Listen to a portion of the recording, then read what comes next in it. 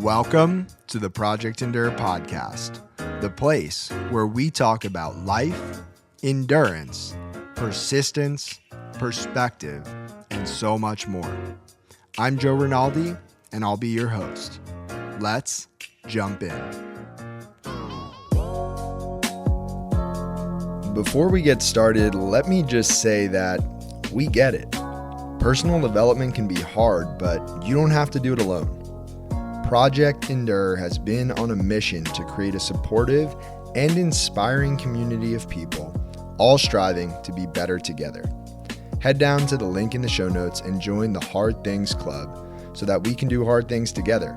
And if you're already a member, invite a friend and spread the love. Now, let's get to the episode.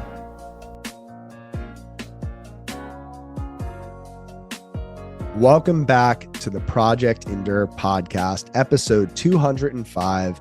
We have myself, Joe Rinaldi, and in Austin, Texas, we have a very, very, very special guest, Zach Hawkins. Zach, how are you?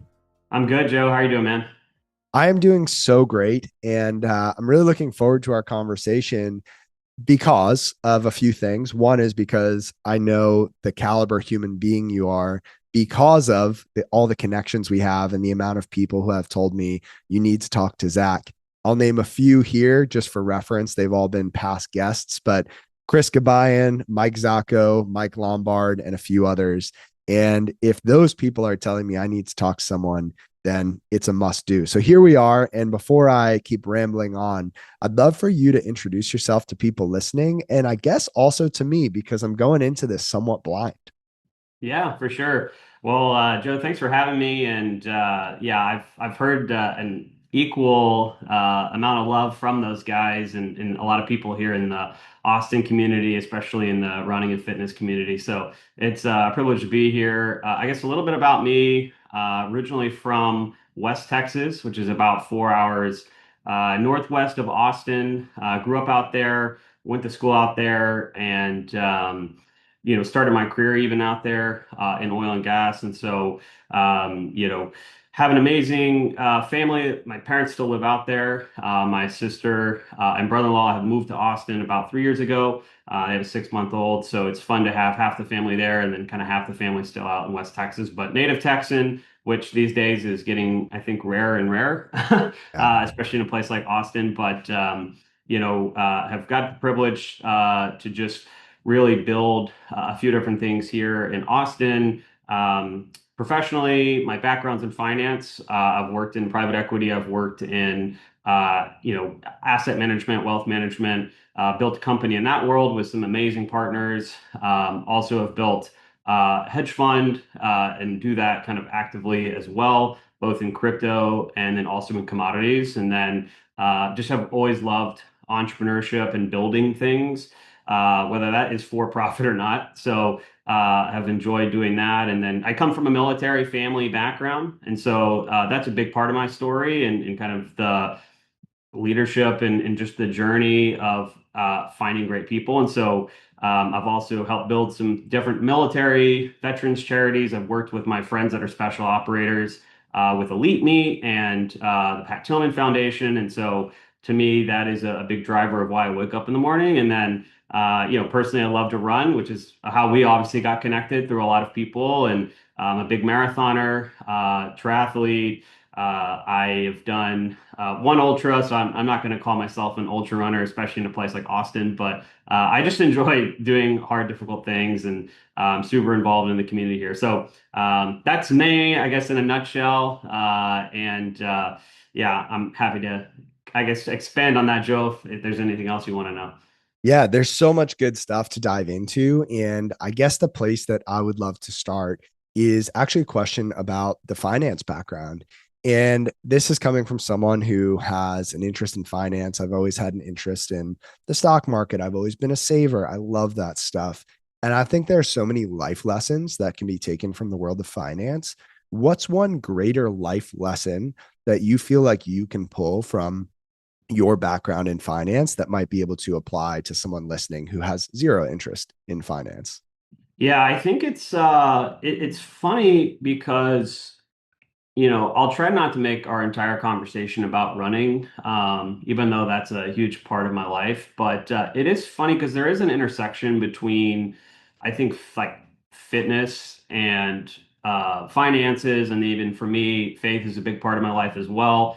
And this idea of like great things come to those who work hard, but also to those who are patient. And I think like there's a common thread there with like finances is like I love to invest. I serve as a financial planner for many successful people throughout the United States and their kind of family offices and their kind of family wealth.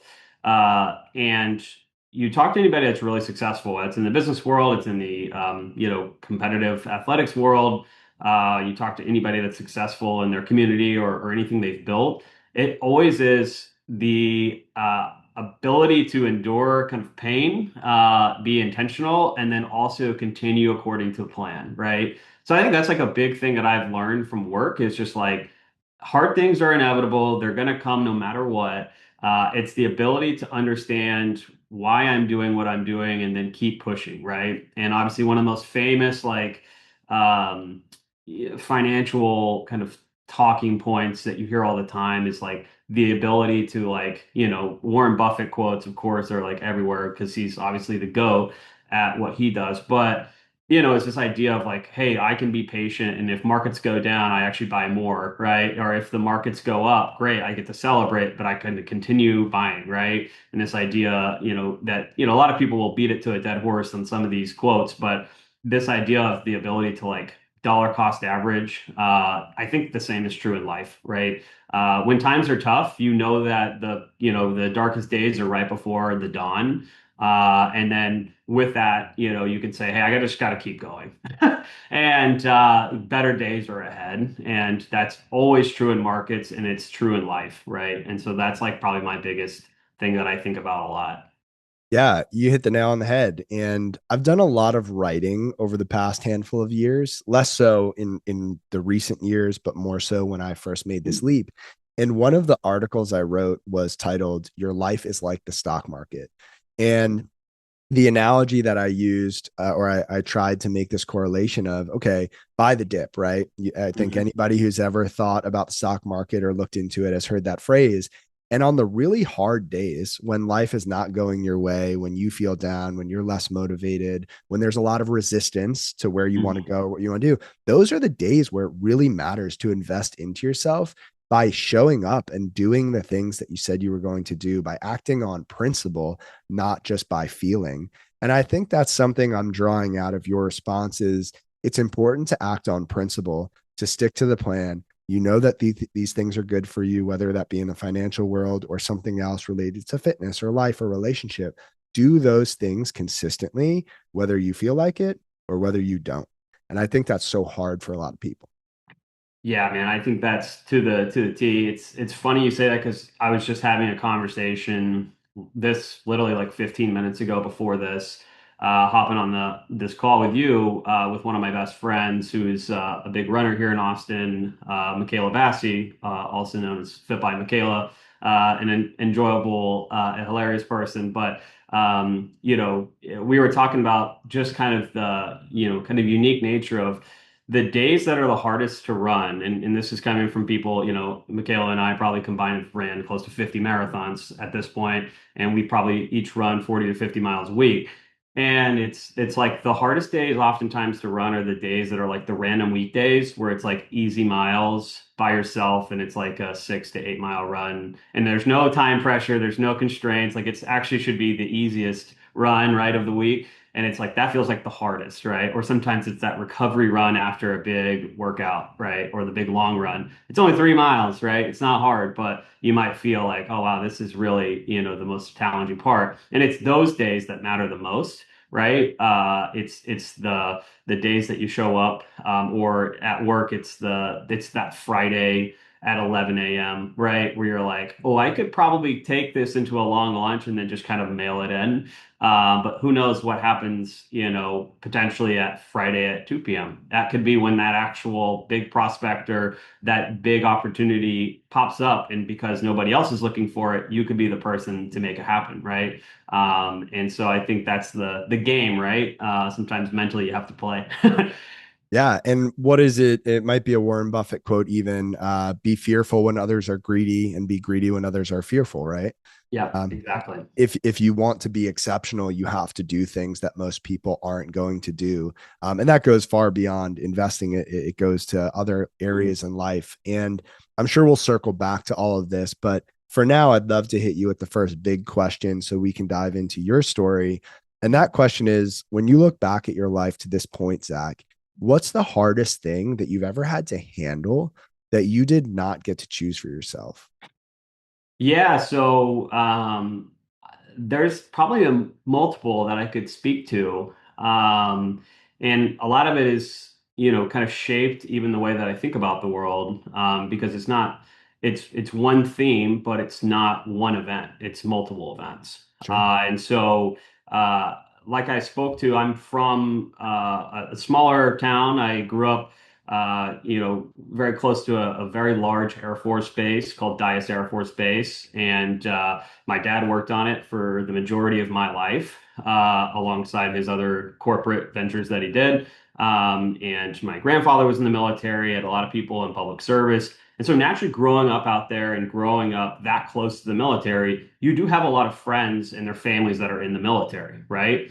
And that's one of the things that we see, and we see it all the time, unfortunately, present day, is that we have a lot of military veterans that have mental health issues, right? 22 veterans a day commit suicide. And that also affects their families, right? And it also affects I don't know the numbers, but men's mental health is a big, big issue. And so I've lived that, unfortunately, very close. And so it's become a huge part of my story. And so to answer your question, when I was in high school, one of my best friends unexpectedly passed away in a car accident, right? Right as he was in the kind of the prime, we had just gone to college. We were really starting to kind of come into our own. He was a absolute stud. He was in the ROTC program at Texas Tech. He was on track to become a pilot. Like he was a rock star, one of those kind of larger than life characters, hilarious guy. Could do anything and everything. And I think that was like a first kind of like, rattled the cage, because it was the guy that you thought was invincible, wasn't, right? And that happened on Thanksgiving, right? And so then, not even a year later, my uncle passed away from, suicide, and it was due to undiagnosed mental health issues. It was a very challenging scenario, and it was a very unexpected thing because, once again, this was a absolute leader in the community, was super involved with the church, involved with the Boy Scouts, and he was a leader in the community. He was a successful CPA. He did all these things, but due to undiagnosed mental health challenges, as well as a reaction from like pharmaceuticals from a surgery that created a lot of challenges, it led to that outcome, right? In a very sad way. And if you're a sophomore in college, you have no idea how to really handle that. Like, when I was at that age, it's like I'm trying to figure out who I am, right? And I had at that stage, I was a sophomore in college, and within a year, I had two major events happen, right? On top of trying to just learn how to be a college student, and I was double majoring and I was doing all these things. So I worked through that and kind of figured that out. And then, usually I find that in life, as things get better and better, also that just means you're closer to a challenge, right? In 2023, my best friend and old roommate of about 8 years in Austin, we moved to Austin together. We went to business school together. We grew up in the same high school. We played sports together. I'd known this guy for probably at going on 15, 16 years. His family, my family, very close, right? A guy that I, would say I'd go to war for, and he'd do the same, right? We had kind of become both really reasonably successful in our careers or in our businesses. And he was working in accounting for a very successful AI startup. And, you know, once again, life strikes. And I get a call in October, the week of the Chicago Marathon. I'm already packed. I'm leaving. This is Monday night, the week of the Chicago Marathon. The marathon, of course, is coming up. I'm leaving on Thursday to go to Chicago. Um, I get a call from his sister saying, "Hey, I have some news. Jonathan, who is back at home in West Texas visiting his family. His dad was a 30-year Air Force veteran, and was an incredible leader and servant of the community. And Jonathan, one of the most liked guys, hilarious."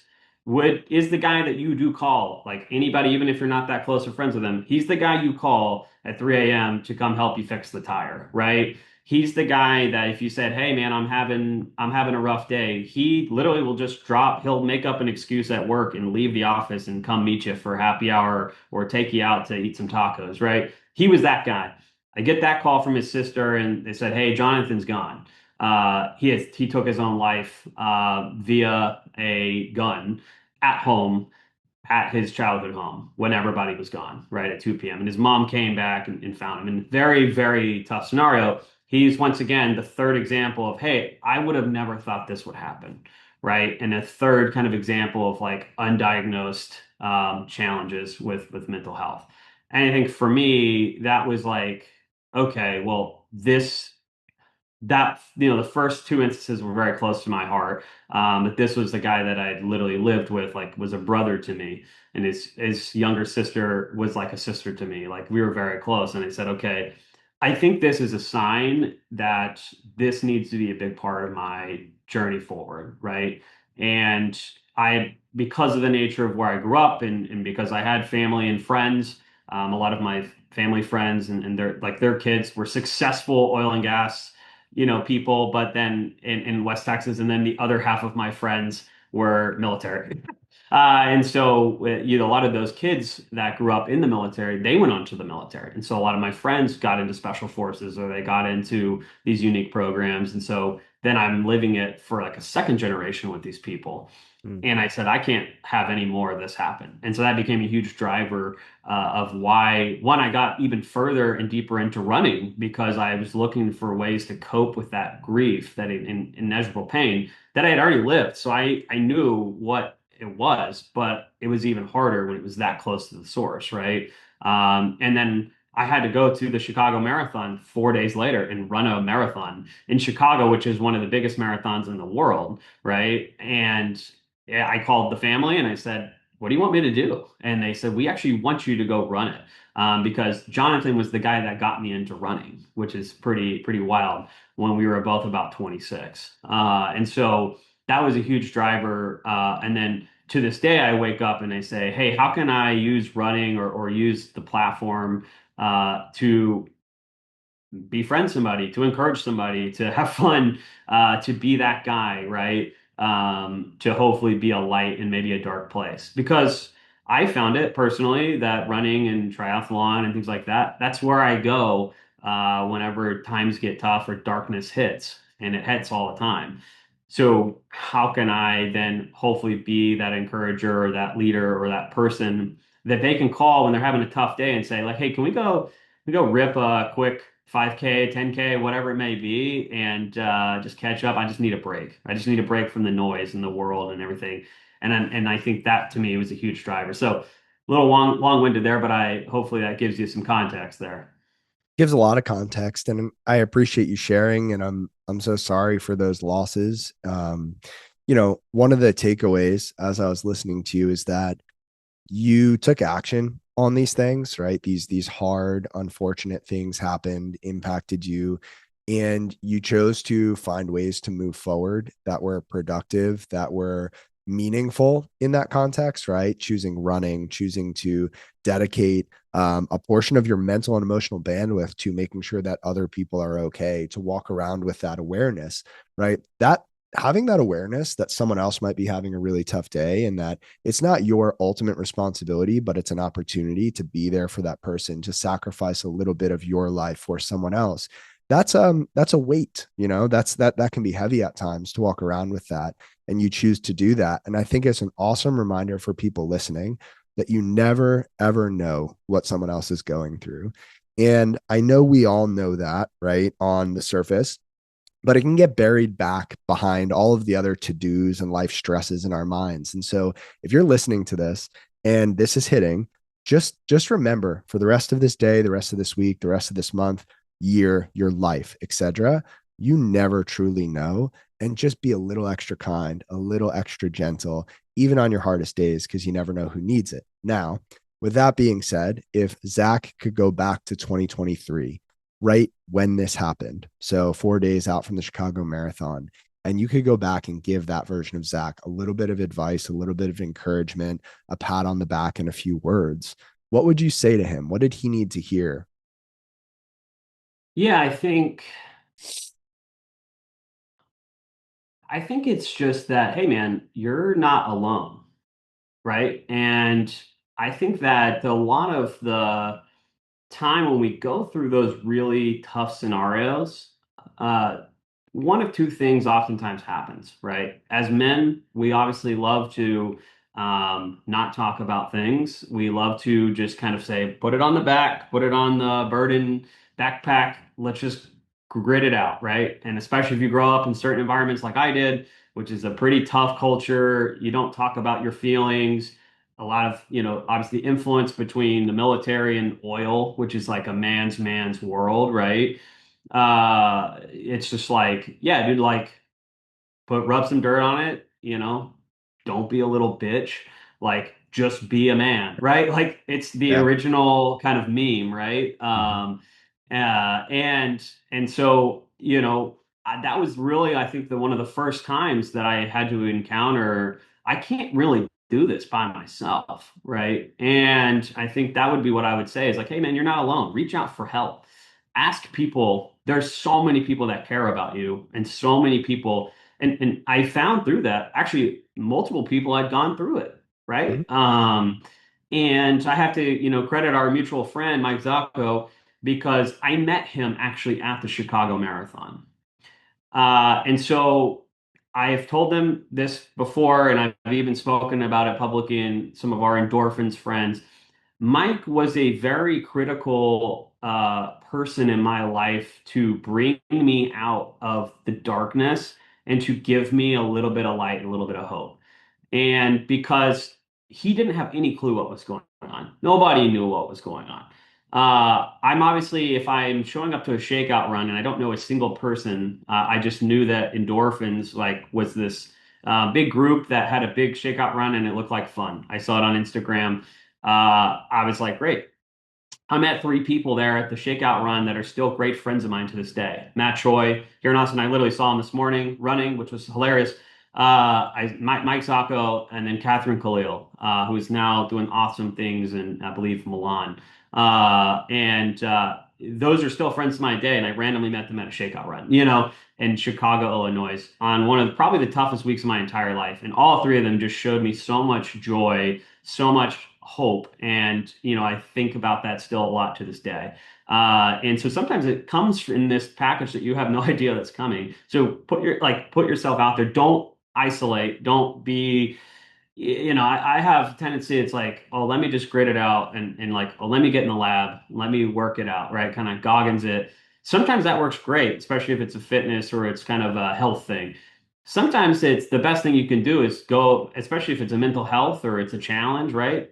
Go find other people maybe that are either have done it before or people that are just going to put you in a positive spirit, or they're just going to be there to encourage the positive aspects of doing hard things that will make you feel better. So that would be the big things I think about. Yeah. So first of all, just for reference, anyone listening, everyone you mentioned, from my knowledge, incredible human beings. Matt Choi has been a guest on the podcast.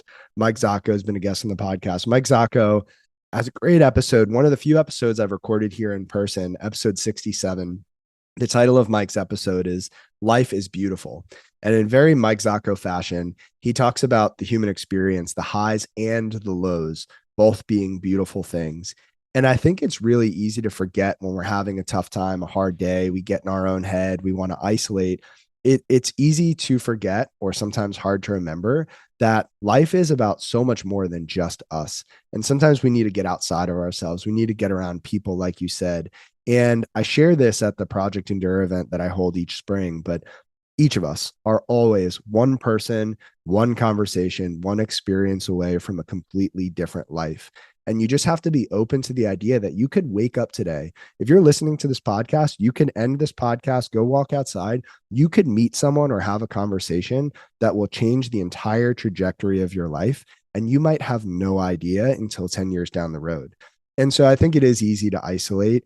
And when I say do hard things, because that's our motto here at Project Endure, Uh-huh. I don't always mean like sign up for a big race or quit your job, right? Sometimes the hardest thing in the world is having a day where you feel like I just want to lay in bed and be by myself, even though I know what would be good for me is going to my small group or getting outside and being around people. That's the kind of hard that I think we need to embrace more often, is doing those small, simple things that we know are good for us that we just don't feel like we want to do. And I think it's so easy to isolate, and hard things can be asking for help or just being around people.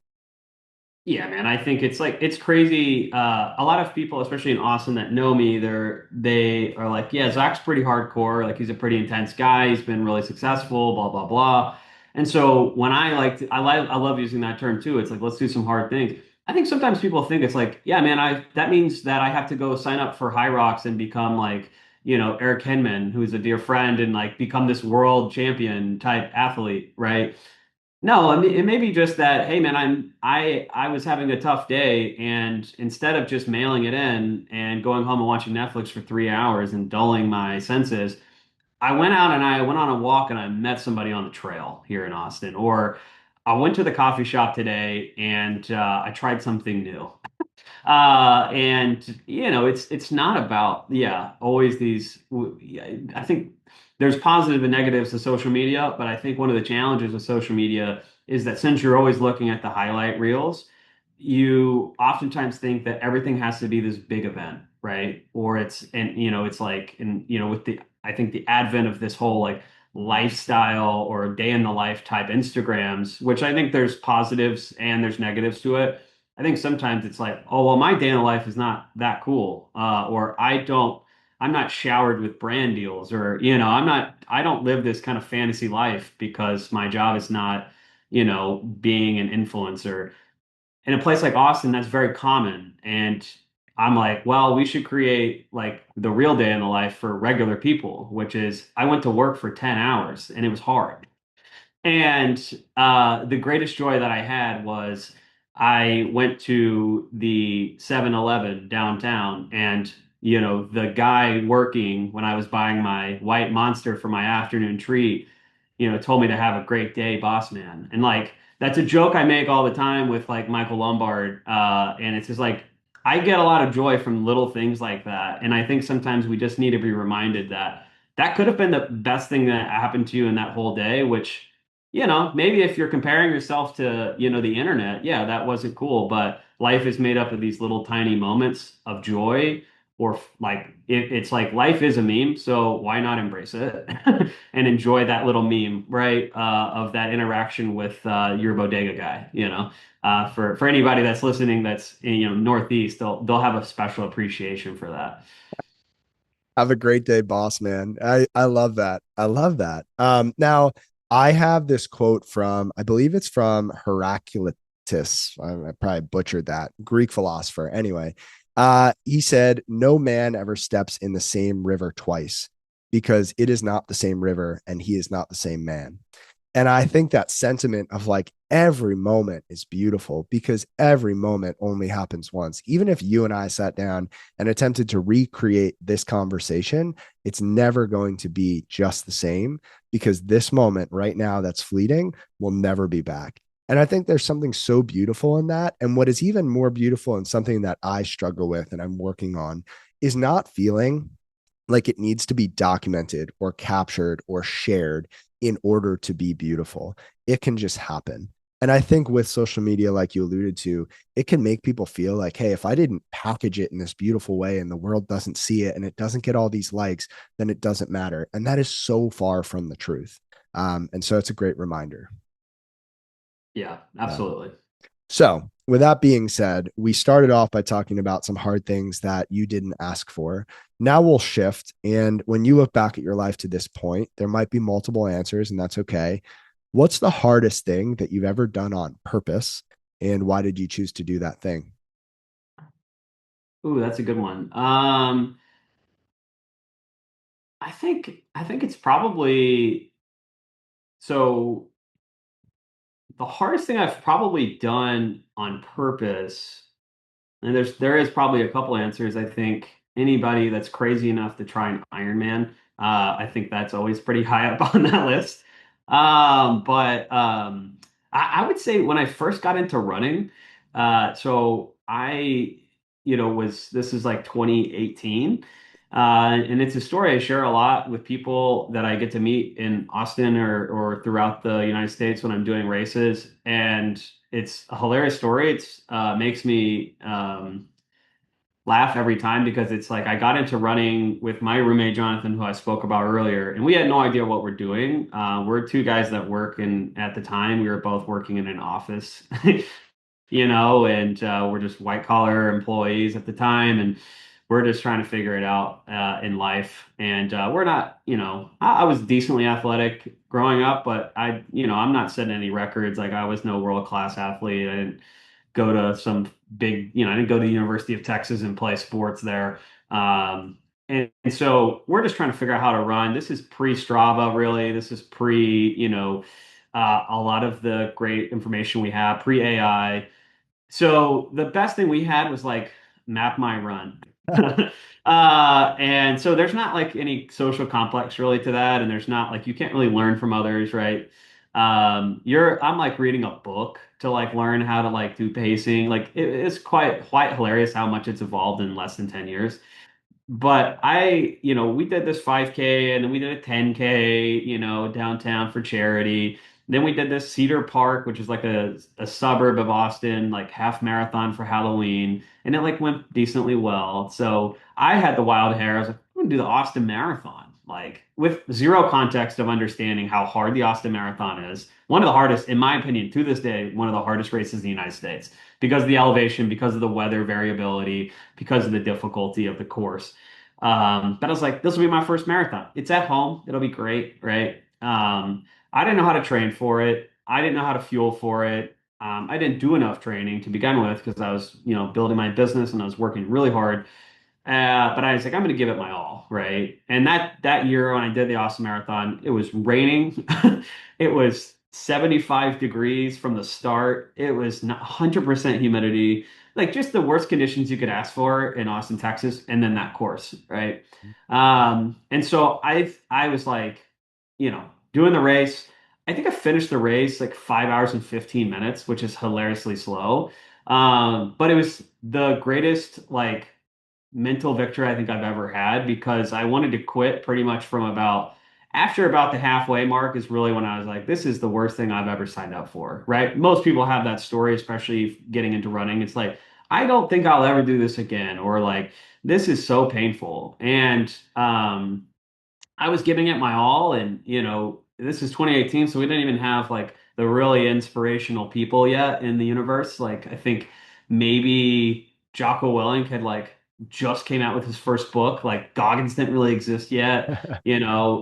Most of Austin's like Lord and Savior Nick Bare wasn't even really on the scene. And like everybody just knew him as Nick on the trail, and you'd see him running right with his little GoPro. So it's like this kind of funny thing. The Austin running culture hadn't developed yet, so I had no friends. So I'm just in this like almost mental mind dungeon, just trying to grind it out. And it just became this thing of like one step after another, which is now funny because it's like, I just did the Houston Marathon in January, and it was just like I had a 5-day stomach virus and I was in a really like physically terrible spot. But I was like, I still got to do it because I promised myself I'd do this. I obviously paid for all the stuff. and I did a 3:03. And it's like, and I felt awful for the whole race, but it was just such a blessing to be reminded, like, oh, well, you look how far you've come and Yeah. what a blessing that is and what a gift the Lord has given you, that you get to honor people through this, right? And honor the kingdom through that as well. But I think for me it's now funny looking back because people are always afraid to tell me what their time was in the race, and I'm like, let me tell you a story, right? So hopefully this shares is a little bit of inspiration but a little bit of humor, especially if anybody's listening that is like, I'm afraid of my pace, or I'm afraid of like getting shamed online. It's like, no, let me tell you a story. And it's one of I only have three pen posts on my Instagram, and one of them is that. It's the picture of me finishing the first Austin Marathon, and reminding people that we all start somewhere.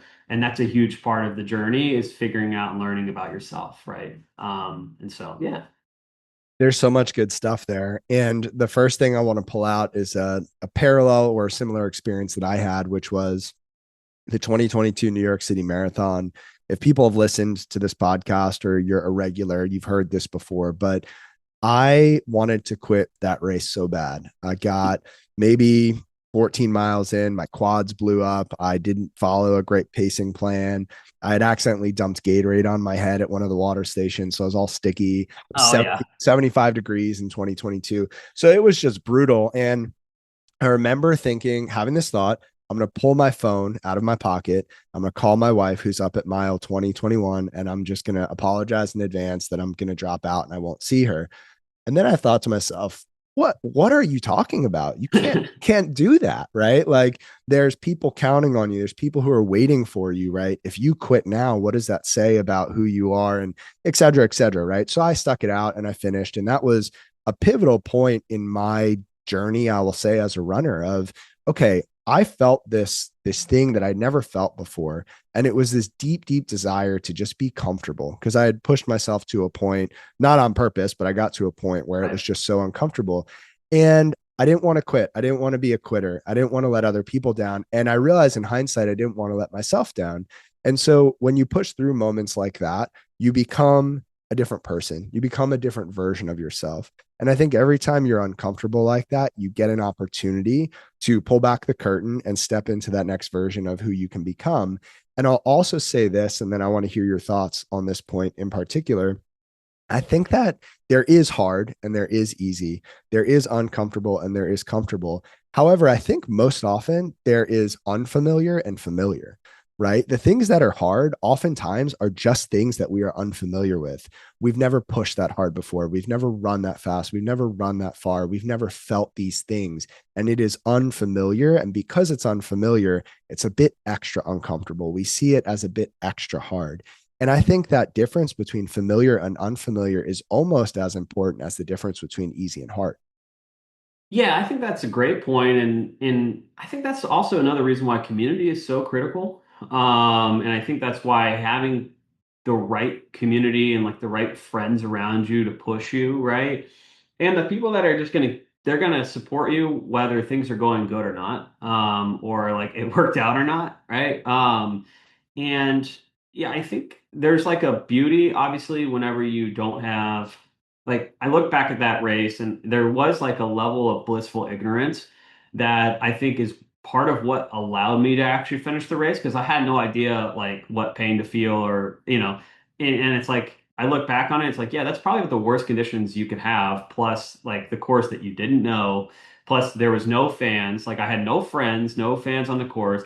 I wasn't sure how it was going to go, so I told my parents just not to come. So they were just watching on TV, which was great. And so that was like a huge thing. So like the element of like, yeah, that was pretty unfamiliar.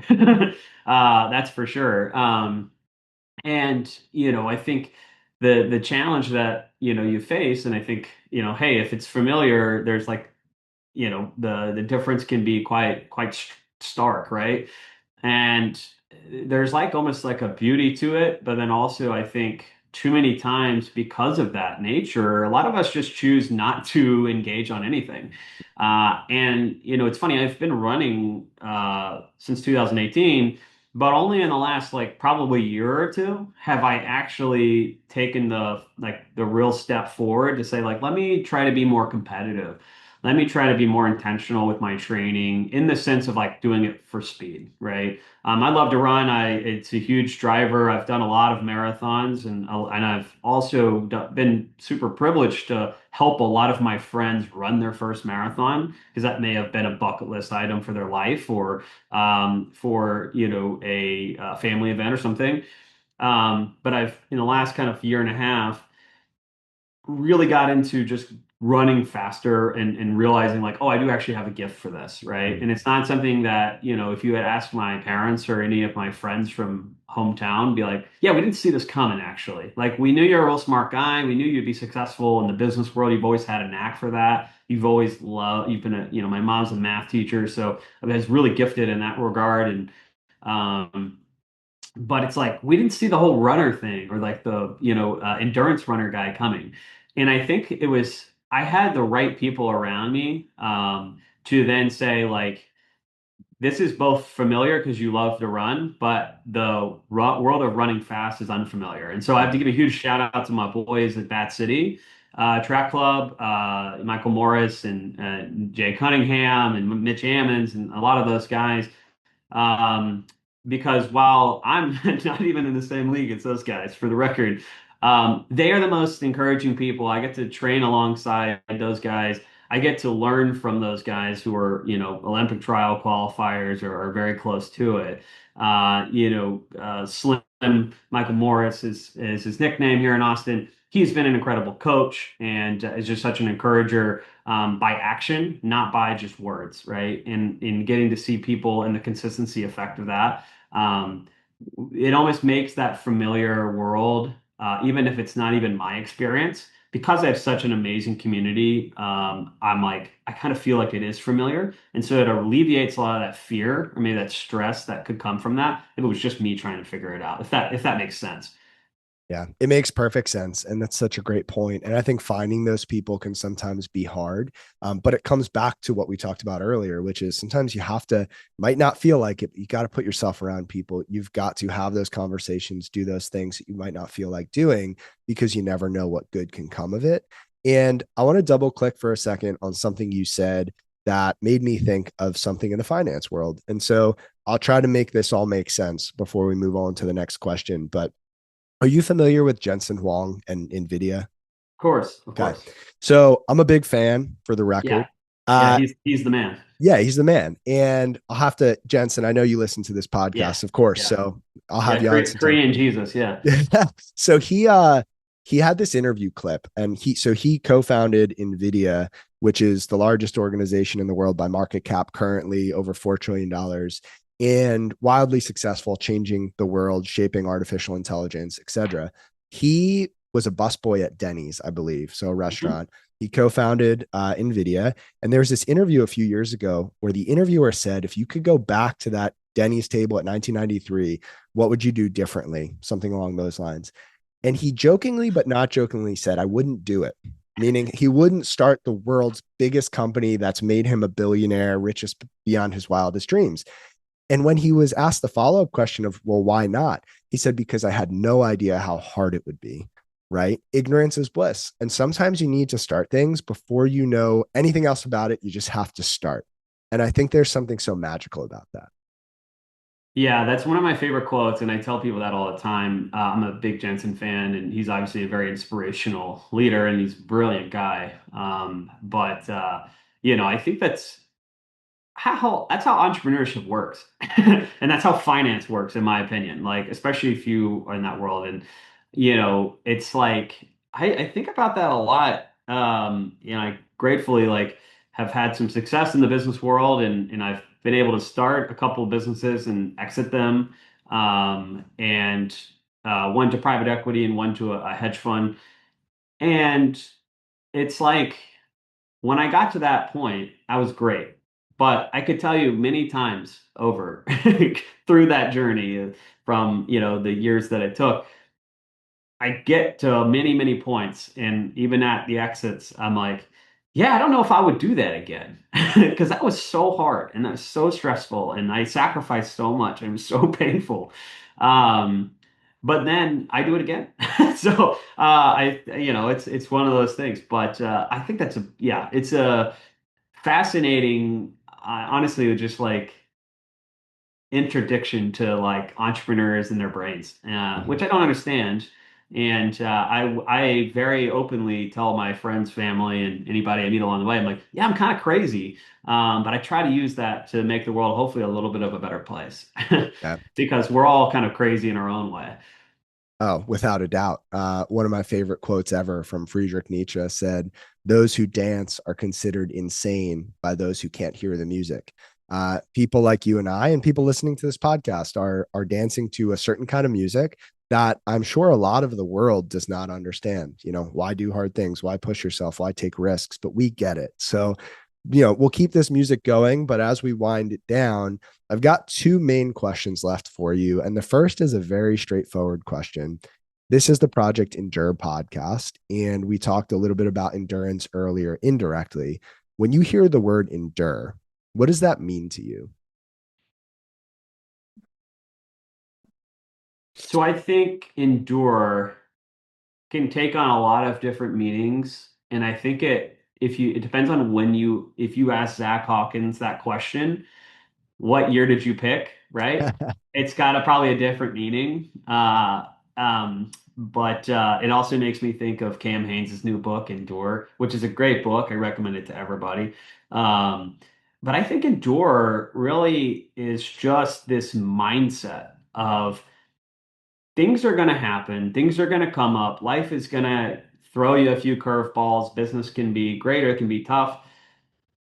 You just got to keep going one foot in front of the other, right? Here in my office, you can't see it because it's on the other wall, but I think endurance, it reminds me of like a poster I have. It just says, "Comfort is a slow death. Prefer pain," right? Which is obviously very uplifting when people come to visit. And people, are like, "What is going on with this guy?" And it's really like there's a hourglass, and there's like a skeleton hand reaching up to try to grab the last of the sand, right?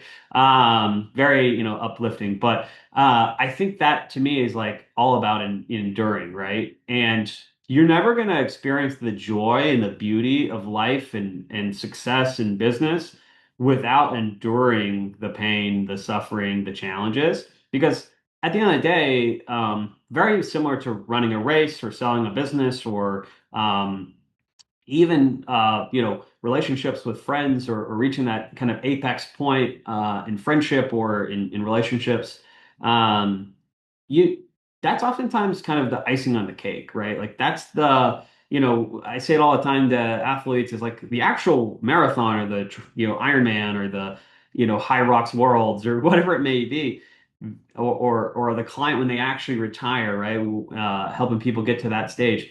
That's the celebration of all the actual endurance or the work that you've done, all the lessons learned. But and I'm not like, there's always that classic phrase of like, oh, it's not about the end, it's about the journey. I mean, it's also about the end. Like people, it's like you've clearly never been successful if you think it's just about the journey, right? It's pretty awesome on the other side. There is nothing more electric than PRing a marathon after a 12-week intensely challenging block, and you had all of those days that you showed up on Thursday to the track and saying, I can't believe we're doing this workout. This is going to kill me. This is what's going to put me under. And then you survive it. And then you're like at the coffee shop after, and you're like, oh, that was actually really fun. That was really tough. But it's all those building blocks that got you to that race. And then you finish the race. And it's like, that's a celebration of the actual work that's already been done. To me, life is just about enduring in that regard. Yeah. Again, so much good stuff in there. And I almost feel like we could have an entire different conversation about just endurance and what the word means. But I want to highlight two things. One is comfort is a slow death, that phrase. I first heard that on episode 4 of this podcast, Oh, way wow. back at the beginning. Yeah. Tony Reyes. And that means a lot of different things to a lot of different people. I think comfort is a slow death.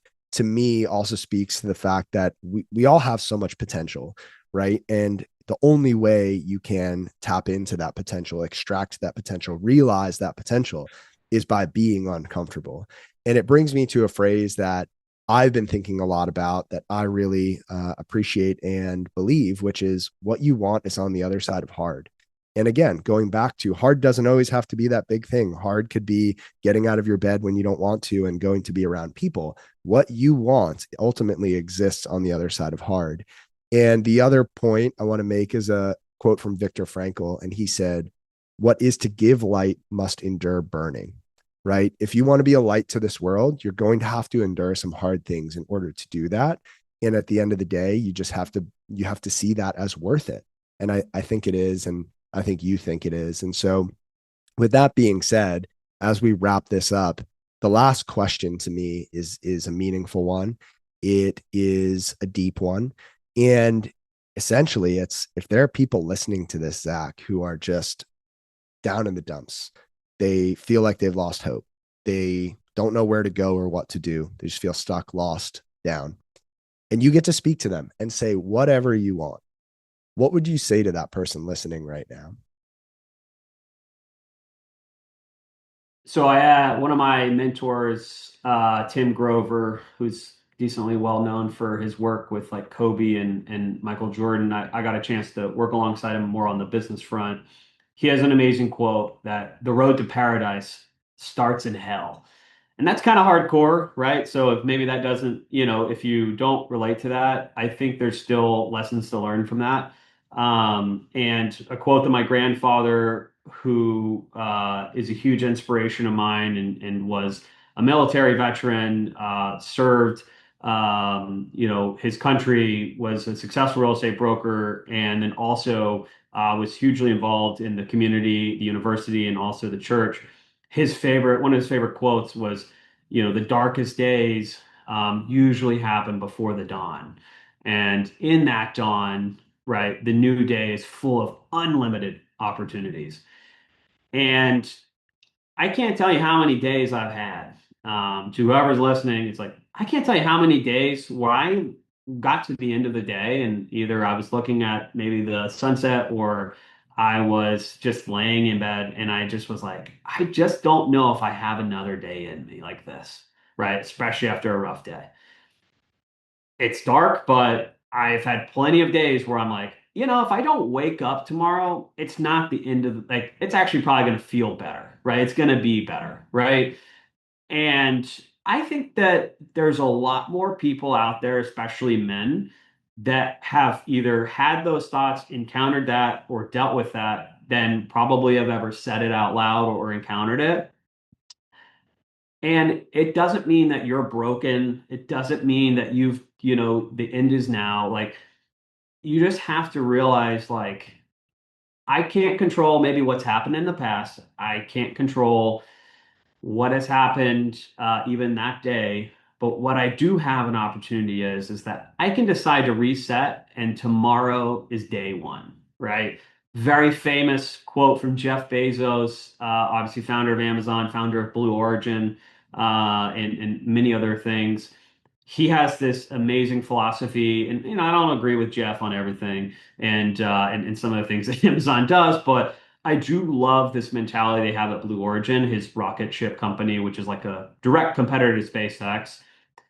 Every day is day one at Blue Origin, which means that anything that we believe or we hold true um, matters. The core values matter, but anything can be challenged and anything is an opportunity for growth. And so they're always looking to say, how can we get better each day? They have a quote that they say, we move, and it's in Latin, I think, or something, but it's gravitas ferocitas, and it's just like essentially means we move forward with, ferociously, Mm-hmm. and every step in front of another. And so for that person, it's just like, hey, put one step in front of the other. If today is not your day, that's okay. Just keep going because tomorrow might be. To your earlier point, Joe, when you talked about you never know that person you might meet. that could change the entire trajectory of your life, right? I have multiple of those stories that maybe for a later day can share. Um, but that's it. Like and I think about that even for myself. It's like, who knows? Like tomorrow I'm going to go on an awesome group run and I'm going to be running with some friends, but who knows might show up tomorrow to, our group run tomorrow that I've never met before that could totally change the trajectory of my life. Or I could be that person for somebody where it's like they were like, I really don't want to go to this group run. There's gonna be a lot of people there, and especially in Austin, there's a lot of really fit people here, so it can be kind of intimidating. I mean, shoot, sometimes I'm intimidated by people because they're like so jacked, and you're like, how are you this fit and also this fast? And it's just like, but they make that step, and then that's when they make that first friend in the new city that they moved into. Or it's that first friend, if they're trying to change maybe their life or they're trying to change their habits, um, it's that first person that encourages them, like, yeah, let's actually wake up early in the morning, go for a run instead of going out late and spending too much time at a place we probably shouldn't, or having, that beverage that we don't need to. Mhm. What if we instead actually spoiled ourselves with a nice coffee after the run or the bike ride or the High Rocks workout or the visit to the gym? I think that's, look for that one win. You're not gonna, they don't build Rome in a day. There's a classic phrase I love, but it's also like, yeah, but they did have like 1 to 2 wins a day, and they built it over a long period of time, right? And so that's what it is. Sometimes it's just I'm in the darkness. Like, what one win can I do today? And believe me, I've had plenty of days where I couldn't even find one win. And it got real creative at the end of my road, where it was like, well, I went to Bucky's today, and if you don't know what Bucky's is, it's an awesome super gas station that's like a Walmart with like a beaver, and it's a very unique Texas thing.